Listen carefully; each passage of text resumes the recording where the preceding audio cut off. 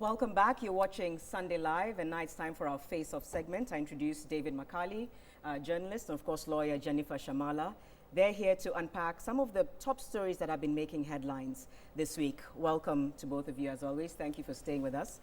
I'd like to read an excerpt from an online article that says the biggest news out of Kenya this past week has been all about Anthony Chinedu, the controversial Nigerian who was bundled into a plane out of Kenya by state agents a few weeks ago and who claims to be holding the Kenyan team at ransom in Lagos until he's compensated for his investments in Kenya. The reason I'm reading that is because we've been talking about this just ahead of this segment. So your thoughts on this issue? You seem pretty passionate about it. I think, Janet, if some of the reports we read are true, then I would begin by saying that these actions really fly in the face of the inauguration of the president and the deputy president in April, where there was this clarion call for Pan-Africanism, and where you even had a Nigerian head of state attending it.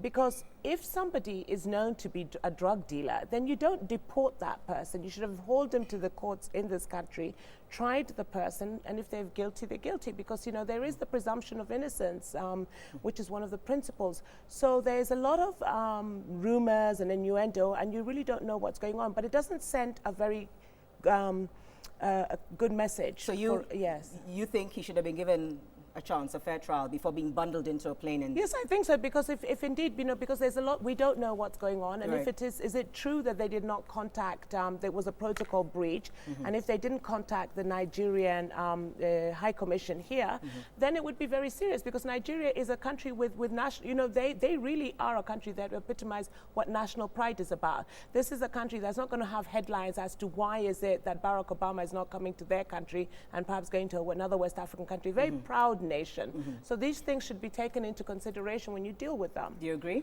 Well, I cannot fault the government for deporting Chinedu and his accomplices. I think one of the solutions the government had was to deport him, because he has been charged in our courts. We have seen nothing progressing out of those courts. A lot of people who are suspected of drug trafficking have ended up in our courts, but they have a way of manipulating our legal system, our judicial system, and getting away with either lean fines, or sometimes just, getting, I mean, a lot of guys who are suspected of drug trafficking are escaping from our jails, which is not known to the public. So the better if you can actually send them back to their origins, and I don't think the government did a wrong thing there. My concern and worry is how after 3 weeks, almost 3 weeks, citizens of this country are held at ransom in another country. And we're not seeing anything. And we're talking about countries that are supposed to be brotherly, to be, what is this Pan-African business about? What are we doing at the AU when we can still hold our citizens in each other's countries like this? The people who escorted Chinedu to Nigeria were performing national duties. Has President Uhuru Kenyatta called President Jonathan Goodluck and told him to bring back his people? I think it's very, I'm very concerned when I hear Makali saying that because our courts don't function, it's better we deport people. That's actually admitting that we're getting to a point where things don't work and our judiciary doesn't work. Very, very serious. Because actually the issues are not just about Chinedu, it's about the drug cartels in this country. And this is what we should be debating. We're just debating, I mean, what I've seen in the past week is really a circus about Chinedu and who Chinedu knows. We're not digging deep enough. But we're not digging deep enough, because Chinedu is not acting, if indeed he's a drug baron, he's not acting on his own in isolation in Kenya. And where and who was his support base within this country. But very sad that we should deport people because we're not sure that the courts will have effective The thing trials. I think what Jennifer needs to appreciate is that the judicial process is also expensive. We should not keep our courts around circuses, people taking us round and round because they have means or manipulative systems. If we can kick them out of the country, the better. And it's shorter process for us. But it contravenes what you say about the fact that what about the brotherhood and brotherliness between two nations? How do you want Pan-Africanism to grow? And on one hand, we cannot assure if indeed, what if message you follow are we the story sending? of Chinedu was first extradited out of this country when Kajwang was Minister for Immigration. There was an attempt to deport him. Somehow it didn't happen. They manipulated the systems, the guy remained here. Or sometimes he's deported or leaves the country, comes back with another passport in another name. I mean, for how long can we go on with these circuses? at our national expense. Really, But I think that we is the should, question yeah, for but me. also then other pertinent take out the questions. problem. Why did we hire a private plane? Why did we take him in a private plane? We have Kenya Airways that flies to Lagos. Was he such a security threat that he needed a private plane? Who are these extra people on this plane? I think these are the issues that we really should be discussing. Was there a breach of protocol? And if there was a breach, why was there a breach? And I Yeah. think that, yes, we as I think Kenyans that were owed lack some of clarity explanations. is yes. what's causing a lot of anxiety across It's the board. obvious Yes. that I think the process used to deport Chinedu was defective. And why? That must be And why? noted. And I think the government must take, the flak for that. So then the question is, what is the government doing to bring back our fellow citizens who are held in a country we purport to have diplomatic relations with? And why have they been held? Because there's nothing two is weeks, clear for two weeks, you know. I mean, that is incredible. That for Jubilee government, hello, someone needs to wake up. Where is Amina Mohammed? Yeah. Yeah, You I know? mean, this is serious. Okay. So, what are your concerns with regards to what this does for diplomatic ties, not just between Kenya and Nigeria, but Kenya and other countries as well? What are some of the concerns that you have coming out of this case? I think that, one we should be, because we're reading these reports that Nigerians are being targeted in Kenya today. If that is the fact, it's very, very unfair. All Nigerians are not drug dealers. Pakistan is a drug almost, grows exports. They have heroin. So does Colombia. Do we say all Pakistanis and all Colombians are drug dealers? So we cannot start stereotyping people. So these are the major concerns that come up for a case like this.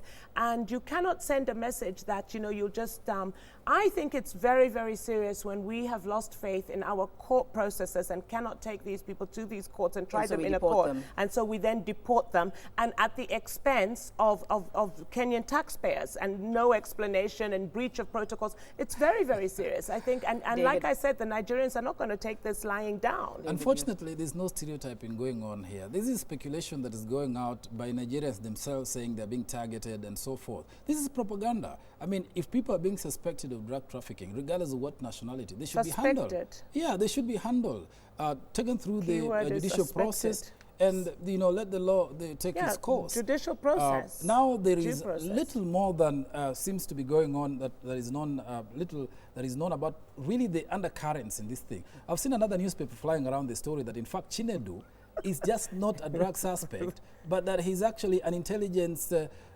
working for the Nigerian So the intelligence. information is growing. Yeah, around. it's just growing and growing So, when you don't but give we need facts to hear people. from the Yes. Nigerian High Commission here And from the defending Kenya government, Chinedu yes. and the other Nigerian, worried Nigerian people who are living here, so that we set the matter straight. I mean, it All right. shouldn't go on too long. Let's step away from that, and for a moment, just your brief comments as well on the pending teacher strike, if at all that's going to take place. Of course, we just spoke to the national chairman of KNUT. Your thoughts on that? Like I mentioned, the strike after strike after strike. He's talked about the fact that he feels that these yield the results that they're looking for. Other people think it's fatigue now. When will we move away from that and move towards negotiations that have far-reaching solutions? First of all, it's not strike after strike. Like you said, it was 7 strikes in over 50 years.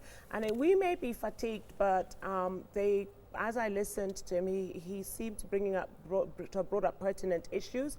Again, yes, they must be dealt with. I think that everybody has a point, the issue of the laptops, and can Standard 1 children deal with laptops, even especially because the teachers may not have the capacity to be able to teach the children how to use these laptops. So these are a lot of things that I think we must take a step back, look at them again. There's nothing wrong with taking a step back and saying, and reorganizing things and changing our objectives. Okay, your thoughts? Well, I think that the teachers have merit in the arguments. If this was part of the CBA that was signed in 1997, they've had a lot of protracted, rows with the government.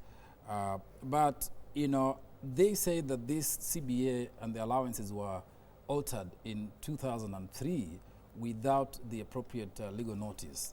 The question is, why would they wait until now? This budget, why must this be catered for in this budget when there's so many needs that are spreading, that our budget so thin? Yeah. Perhaps it's something they need to think about, and whether they can decide to just reduce the scramble for the small 1.6 trillion budget. Right. Unfortunately, that's all the time we have tonight. But thank you, as always, for your thoughts. We look forward to hosting you again next week.